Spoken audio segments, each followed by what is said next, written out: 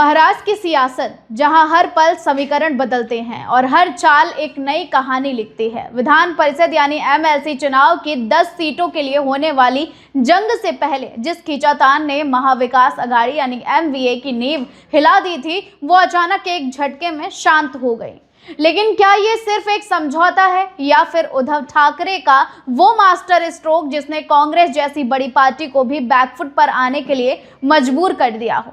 सियासी गलियारों में चर्चा आम है, क्या कांग्रेस ने सरेंडर कर दिया है? एमएलसी की 10 सीटें तकनीकी रूप से छोटी लग सकती हैं, लेकिन इनके पीछे छिपा है 2024 और 2026 के बड़े चुनावों का असली ब्लूप्रिंट।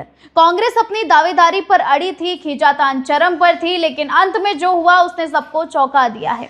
कांग्रेस ने गठबंधन की लाइन पर आकर मोहर लगा दी है। अब उद्धव ठाकरे इस पूरे खेल के साइलेंट आर्किटेक्ट साबित हो रहे हैं। ना कोई बड़ी बयानबाजी, ना कोई सार्वजनिक टकराव। उद्धव ने शांत रहकर ऐसी रणनीति बुंदी है कि सहयोगियों को झुकना ही पड़ा। फिलहाल अब कांग्रेस सिर्फ साथ नहीं है, बल्कि जीत की जिम्मेदारी उठाने के लिए तैयार भी है। ये जीत हार सिर्फ आंकड़ों का खेल नहीं, ये वर्चस्व की लड़ाई भी साबित हो सकती है। खेल कैसे हुआ, चलिए हम आपको विस्तार से समझाते हैं इसके पीछे के कुछ पॉइंट्स।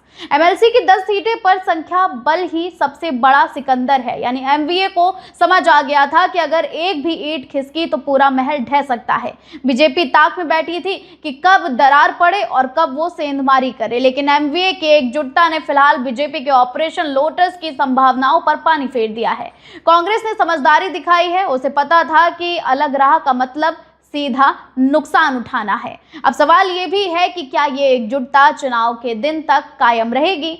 क्या कोई क्रॉस वोटिंग उद्धव के इस मास्टर स्ट्रोक को फीका कर पाएगी? फिलहाल तो पल्ला भारी लग रहा है और एमवीए की 10 सीटों पर जीत का रास्ता साफ दिख रहा है। अब सियासत में अक्सर खामोशी बड़े तूफान की आहट होती है और उद्धव ठाकरे की इस खामोशी ने बता दिया है कि गठबंधन की कमान किसके हाथ में होने वाली है। आपकी क्या राय है? कमेंट बॉक्स में हमें जरूर बताइएगा।